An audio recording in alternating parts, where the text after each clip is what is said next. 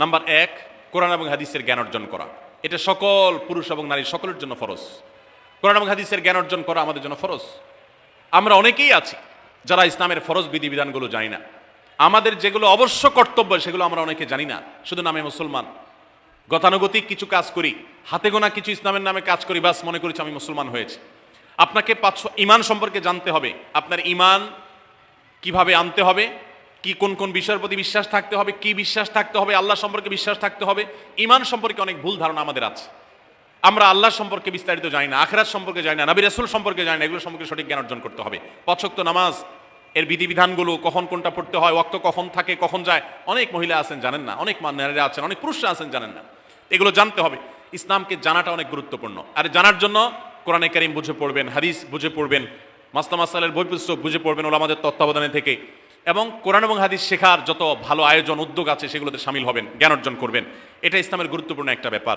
জ্ঞান অর্জন যদি না করেন তাহলে আপনি ইসলামের কোনো কাজ করতে পারবেন। ইসলামের সব কিছুর আগে হলো জ্ঞান অর্জন করা। সব কিছুর আগে ইসলাম সম্পর্কে ইলম অর্জন করতে হবে, কোরআন হাদিসের নলেজ অর্জন করতে হবে। নাম্বার 2, 5 ওয়াক্ত নামাজ। নবী সাল্লাল্লাহু আলাইহি সাল্লাম জান্নাতে, মেয়েদের জান্নাতে যাওয়ার শর্টকাট যে সিলেবাস দিয়েছেন, শর্টকাট যে ওয়ে বলেছেন, 4টা শর্ত দিয়েছেন। এর মধ্যে থেকে একটা হলো 5 ওয়াক্ত নামাজ ঠিকঠাক মতো যদি আদায় করেন।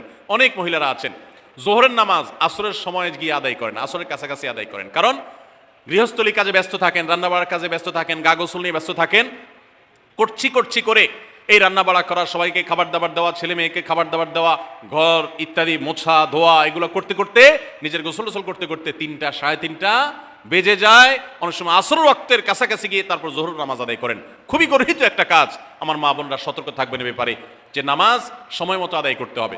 শয়তান আপনাদেরকে একটা ভুল কথা বলে ধোঁকা দেয়, সেটা হলো যে আমি রান্নাবাড়া করছি যে পোশাকে, এই পোশাকে কিভাবে নামাজ পড়বো, তাহলে আমি গোসল টোসল করে একটা নামাজ পড়বো। আর গোসল তো আর সহজে করা হয় না। রান্নাবাড়ার পরে সবাই বাড়ায় খাওয়াই দেওয়া, এরপরে ঘর দুয়ার পরিষ্কার করা, এরপরে সব কাজ শেষে গোসল করা, তারপরে গোসল করে এসে নামাজ পড়া, এসব করতে করতে শয়তান আপনার নামাজটা অনেক পিছায় দেয়। মনে রাখবেন, আপনি যে পোশাকে কাজ করতেছেন ওই পোশাকে যদি দুর্গন্ধ না থাকে, খারাপ না থাকে, ভালো পোশাক হয়, তো ওই পোশাকে আপনি নামাজ পড়তে পারবেন। দুর্গন্ধ থাকলেও শরীরকে ফ্রেশ করার ব্যবস্থা আছে, আপনি ফ্রেশ করে আপনি নামাজে দাঁড়ায় যাবেন। এরপর নামাজ পড়ে বাকি কাজ করবেন। কাজকে বলবেন না যে নামাজকে বলবেন না যে আমার অনেক কাজ আছে, এগুলো শেষ করে নামাজ পড়বো। শয়তান আমাদেরকে ধোঁকা দেয়। এই জন্য মা বোনরা 5 ওয়াক্ত নামাজ সময় মতো আদায় করবেন, ঠিকঠাক মতো আদায় করবেন। অনেক মা বোনরা আপনারা নামাজ পড়েন, নামাজ হয় না। বাংলাদেশে বেশিরভাগ মহিলাদের, নারীদের মধ্যে একটা ভুল আছে নামাজ প্রসঙ্গে, সেটা হলো যে নামাজের মধ্যে সতরটা ভালো করে ঢাকেন না। সতর কি?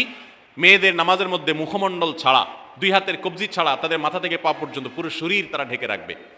আজকাল নামাজের ওড়না পাওয়া যায়, এই ওড়নাগুলো পড়লে এই মুখমণ্ডল ছাড়া 2 হাত এক সহকারে ঢাকা থাকে, এভাবে ঢেকে রাখতে হবে। আপনি যদি নামাজ পড়েন, আপনার গলা দেখা যায়, আপনার কাঁধের কিছু অংশ দেখা যায়, চুল দেখা যায়, আপনার হাতের কনুই দেখা যায়, তাহলে সেক্ষেত্রে কিন্তু আপনার নামাজ হবে। পুরো নামাজ জুড়ে এরকম খালি থাকে এগুলো, তাহলে নামাজ হবে না। অনেক বোনরা এটা জানেন না, তাহলে নামাজটা ঠিকঠাক মতো পড়তে হবে জান্নাতে যাওয়ার জন্য। এটা পূর্ব শর্ত নাম্বার 2।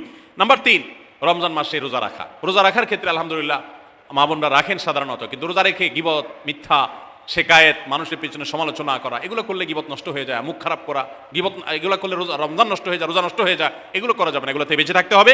সেই সাথে অনেক মা বোন আছেন, একটু সন্তান গর্ভে আসছে, কিন্তু সন্তান দুধ কিংবা সন্তান দুধ পান করে, এই অজুহাত দিয়ে তিনি দেখা যায় যে রমজানের রোজা ঠিক মতো রাখেন না। এটা ভুল। বরং সামান্য একটু ঠুনকো অজুহাতে রমজান রোজা বাদ দেওয়া যাবে না। যতক্ষণ পর্যন্ত শক্তি সামর্থ্য আছে রমজান রোজা ঠিক মতো রাখতে হবে। নাম্বার 3। 4 নম্বর হলো স্বামীর আনুগত্য করা। আমি সবসময় বলি এটা হলো মহিলাদের জন্য তিতা করল্লার আমল।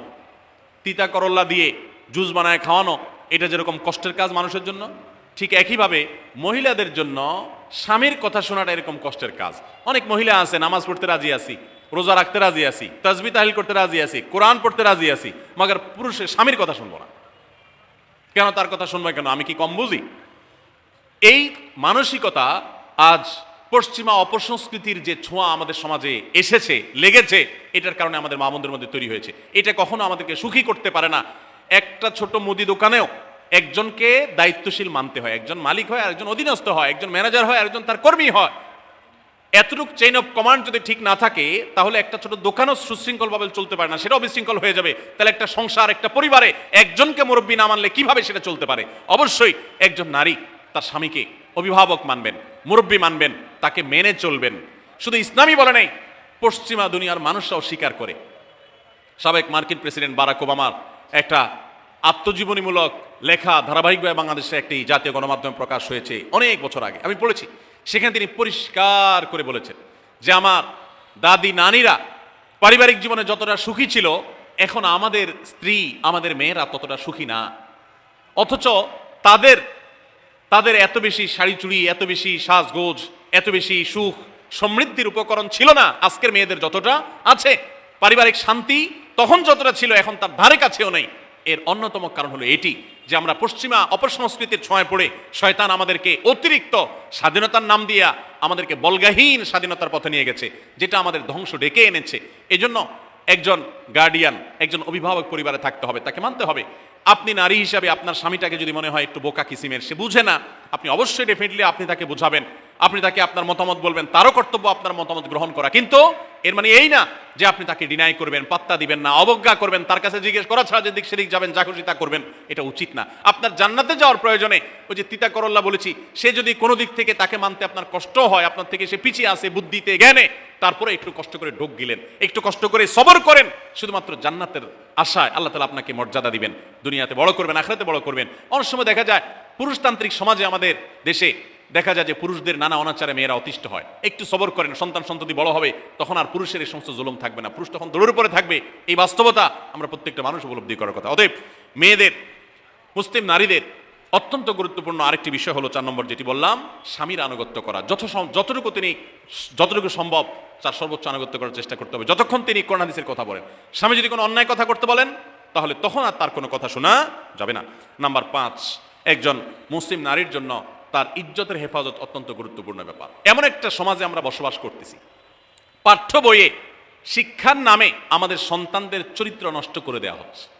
বিবাহ বহির্ভূত সম্পর্ক করতে তাদেরকে উস্কানি দেওয়া হচ্ছে, শিক্ষার নামে কুশিক্ষা দেওয়া হচ্ছে, যার কারণে আমার সন্তান নষ্ট হয়ে যাচ্ছে।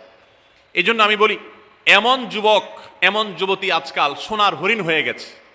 হাজারে 2-4 জন 10 জন যুবক পাওয়া যাবে কিনা সন্দেহ, যেই যুবক বুকে হাত রেখে বুক টান টান করে আল্লাহর শুকরিয়া আদায় করে বলতে পারবে তার যৌবনে কোনো হারাম স্পর্শ সে করে নাই, কোনো হারামের কাছে সে যায় নাই, তার চরিত্রকে সে হেফাজত করেছে, কোনো গুনাহে সে লিপ্ত হয় নাই, এরকম কথা বলার মতো যুবক খুব বেশি নাই আমাদের সমাজে।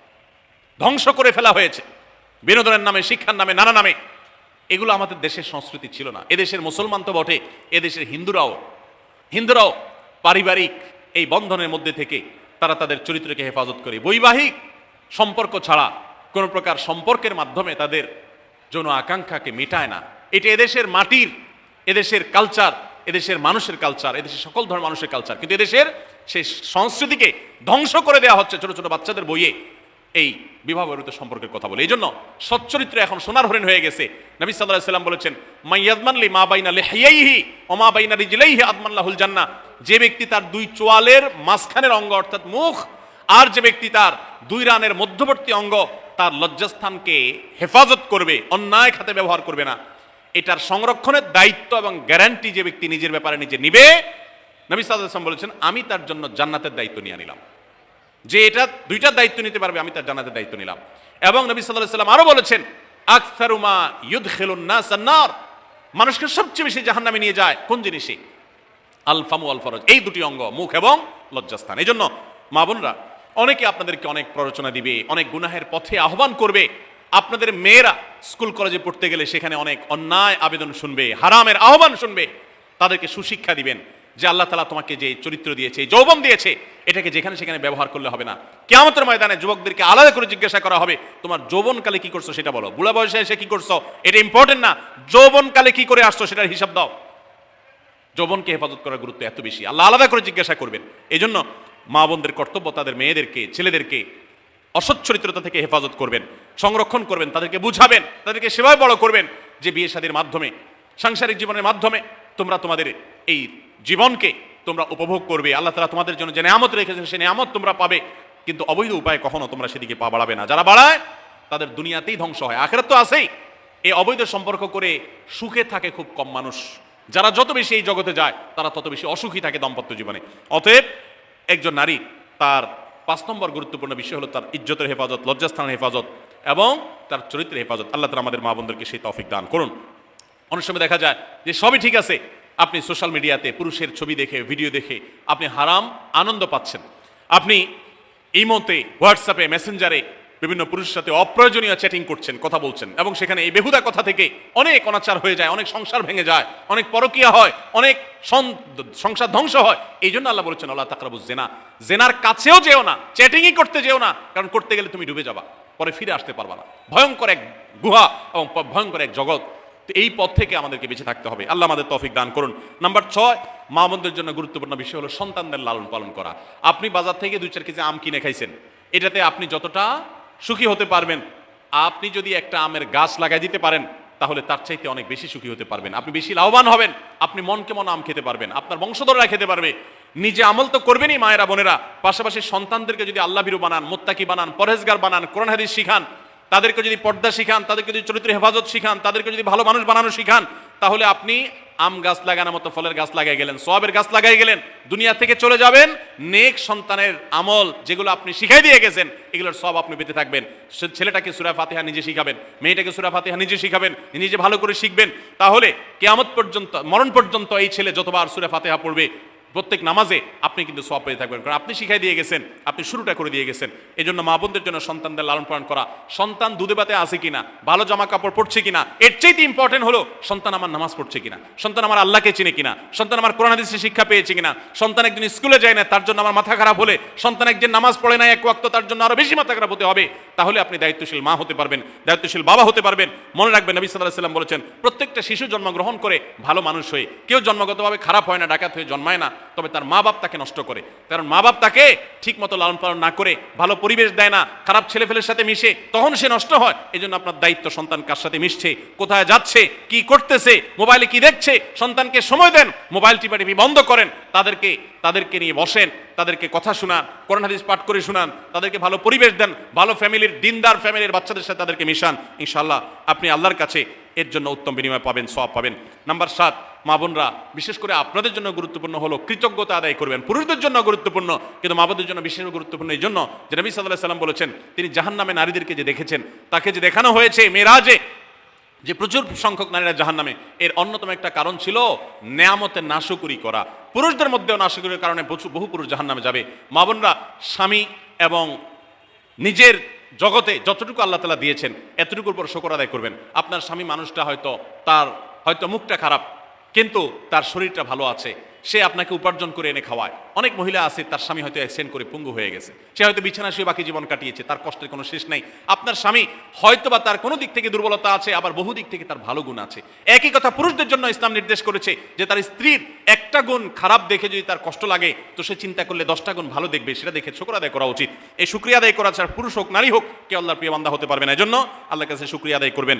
মায়েরা বিশেষ করে শ্বশুরের বাড়িতে যাওয়ার পর প্রথম অনেক কষ্ট হয়। আমি সবসময় বলি, শ্বশুর বাড়িতে যাওয়ার পর মেয়েরা আমাদের দেশে নানান জুলুম নির্যাতন সহ্য করতে হয়। শাশুড়ি বাঁকা চোখে দেখে, সব শাশুড়ি না, অনেক শাশুড়ি, অনেক সময় ননদরা বাঁকা চোখে দেখে, স্বামী লোকটা জ্বালায় নানাভাবে, দেবররা জ্বালায় নানানভাবে, মানুষ খোঁচাখুচি করে, কষ্ট দেয়। একটু ধৈর্য ধারণ করেন, আল্লাহ তাআলা আপনার সংসারে যখন 2-4টা সন্তান দিবে, এরা যখন বড় হয়ে যাবে, এগুলো সব আপনার বাহিনী হয়ে যাবে, তখন দেখবেন ওই বুড়া আস্তে আস্তে চুপসে গেছে, বুড়ার বড় কোনো গলা নাই, বড় কোনো কথা নাই, কারণ পোলাপান সব মায়ের পক্ষে থাকে, বুড়া সব আস্তে আস্তে সাইজ হয়ে যায়। এই জন্য মা বোনরা সবর করবেন, ধৈর্য ধারণ করবেন, খবরদার ধৈর্য হারা হবেন না, শুকর আদায় করবেন। নাম্বার 8, কখনো মুখ খারাপ করবেন না, গালিগালাজ করবেন না, অভিশাপ দিবেন না।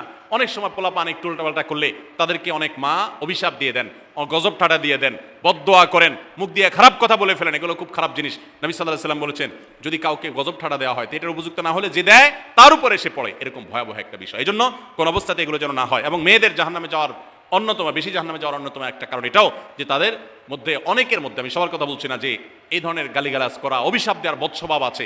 এই বদস্বভাব বহু পুরুষের মধ্যেও আছে, সবাইকেই ছাড়তে হবে।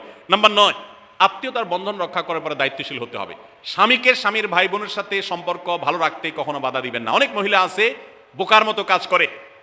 স্বামী যদি স্বামীর ভাইকে টাকা পয়সা দেয়, সে অপছন্দ করে। স্বামী যদি স্বামীর বোনকে টাকা পয়সা দেয়, সে এটাকে পছন্দ করে না। মা বাবার খোঁজ খবর বেশি নিলে তার কাছে ভালো লাগে না। এই মহিলা হলো নির্বোধ। কেন নির্বোধ? কারণ নবী সাল্লাল্লাহু আলাইহি ওয়াসাল্লাম বলেছেন যে মান সাররাহু আন ইউবসাতা লাহু ফি রিজকিহি আও ইউনসালাহু ফি আথারি ফালিয়াসিল রাহিমা, যে ব্যক্তি চায় তার রিজিকে আল্লাহ বরকত দেখ, তার হায়াতে বরকত দেখ, সে যেন রক্ত সম্পর্কে আত্মীয়দের সাথে সম্পর্ক বেশি ভালো রাখে। তাহলে আপনার স্বামীর রিজিক বেশি হোক, টাকা পয়সা বেশি হোক, তার হায়াতে বরকত হোক, এটা যদি আপনি চান তাহলে আপনি বরং তারা উৎসাহিত করা উচিত। তোমার ভাইটার খবর নাও, তোমার বোনটার বাড়িতে যাও, তোমার মা বাপের খেদমত করো, তাদের সাথে যত সম্পৃক্ত থাকবে আপনার স্বামী আল্লাহ তাআলা তত বরকত দান করবেন। এই জন্য তাকে সেটা করবেন। আবার পুরুষদেরও উচিত মেয়েদেরকে সুযোগ দেওয়া, তারা তাদের বাপ, মেয়েরও তো কর্তব্য আছে তার বাপ মার প্রতি, বাপ মার খেদমত করবে, বাপ মার জন্য হাদিয়া তোফা দিবে। অনেক পুরুষরা আছে মেয়েদের পাওনা অধিকারই দেয় না, হাদিয়া তোফা কোত্থেকে দিবে, তাদের মহরটাই দেয় না, তাদের হাত খরচ দেয় না, আলাদা কিছু হাত খরচ দেওয়া উচিত যে তার মতো সে খরচ করবে, তার মা বাপের জন্য খরচ করবে। এগুলোর বিনিময়ে আমরা আল্লাহর কাছে জান্নাত পাবো। অতএব এই আত্মীয়তার সম্পর্ক রক্ষা করা গুরুত্বপূর্ণ। নাম্বার 10, সাদাকা করবেন। সাদাকা জাহান্নাম থেকে মুক্তির কারণ। নবী সাল্লাল্লাহু আলাইহি সাল্লাম জাহান্নামের ব্যাপারে সতর্ক করেছেন আপনাদেরকে, আমাদের সবাইকে। অতএব সাদাকা দিলে জাহান্নাম থেকে মুক্তির একটা পথ আমরা পাই, সুগম হয়।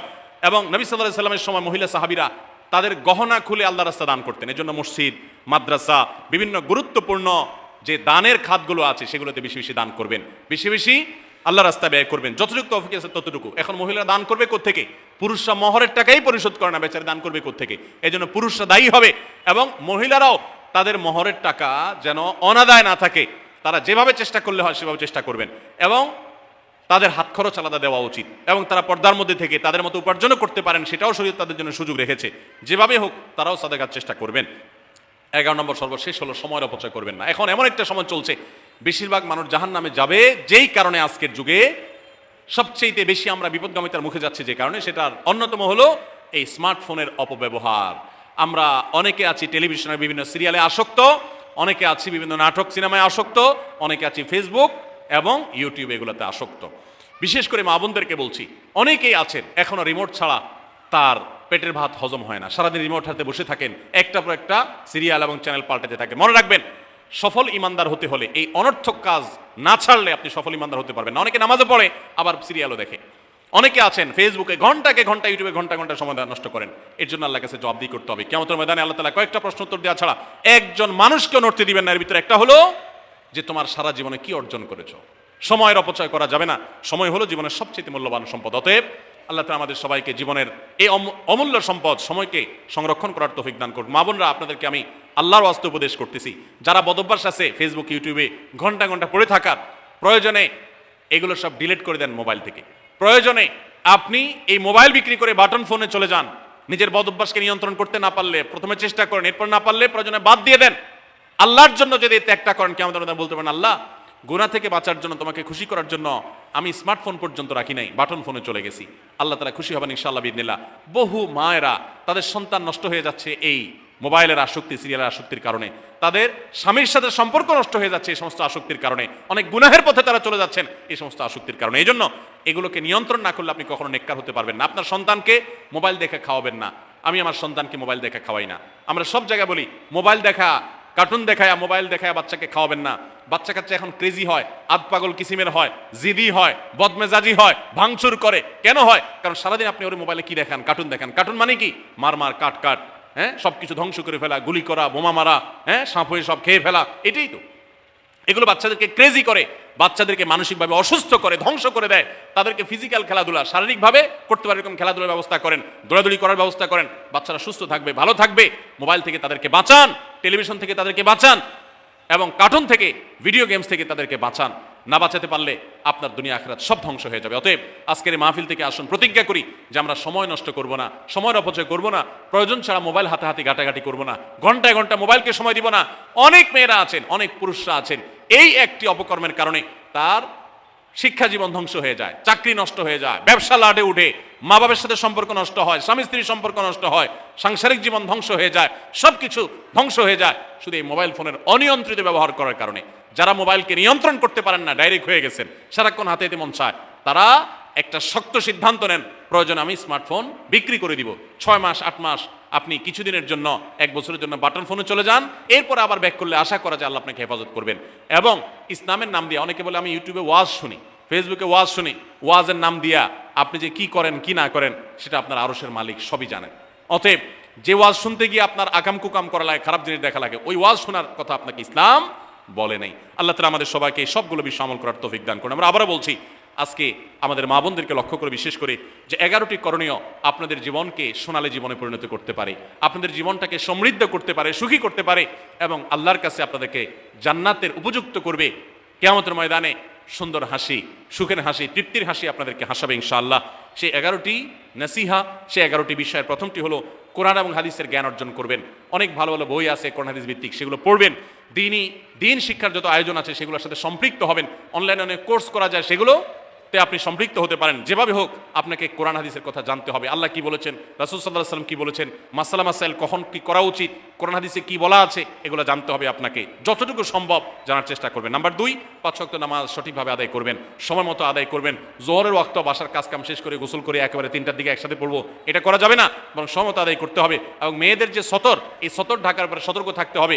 পুরো শরীর মুখমণ্ডল ছাড়া যেন ঢাকা থাকে, চুল, গলা, হাতের গোছা, কোনোই, এগুলো যেন দেখা না যায়, খেয়াল রাখতে হবে। এবং নামাজ ধীরে ধীরে পড়তে হবে। অনেক মহিলা অনেক দ্রুততার সাথে নামাজ পড়েন, এবার পড়লে হবে না। নাম্বার 3, রমজান রোজা ঠিক মতো রাখতে হবে, যথাযথভাবে রাখতে হবে। রোজা রেখে গীবত, শিকায়েত, মিথ্যা, গালমন্দ এগুলো করা যাবে না। নাম্বার 4, স্বামীর আনুগত্য করতে হবে। নিজের কাছে খারাপ লাগলেও একটু সবর করতে হবে। যতক্ষণ পর্যন্ত স্বামী ন্যায়সঙ্গত কথা বলে, অন্যায় কাজ করতে না বলে, গুনাহের কাজ করতে না বলে, ততক্ষণ পর্যন্ত তার কথা মানতে হবে। নিজের খারাপ লাগলেও মানবেন, আপনার জান্নাতের প্রয়োজনে, সুশৃঙ্খলার প্রয়োজনে, পারিবারিক শান্তির প্রয়োজনে। ইনশাআল্লাহ আপনি সুখে থাকবেন দুনিয়া এবং আখিরাত উভয় জগতে। নাম্বার 5, নিজের ইজ্জত সম্ভ্রম হেফাজত করবেন। অনলাইনে অফলাইনে কারোর সাথে হারাম সম্পর্ক করবেন না, কোনো গায়রে হারাম পুরুষের সাথে অযথা যোগাযোগ করবেন না, চ্যাটিং করবেন না, এবং সোশ্যাল মিডিয়াতে হারাম জিনিস দেখা থেকে নিজের চোখকে হেফাজত করবেন, বাঁচিয়ে রাখবেন।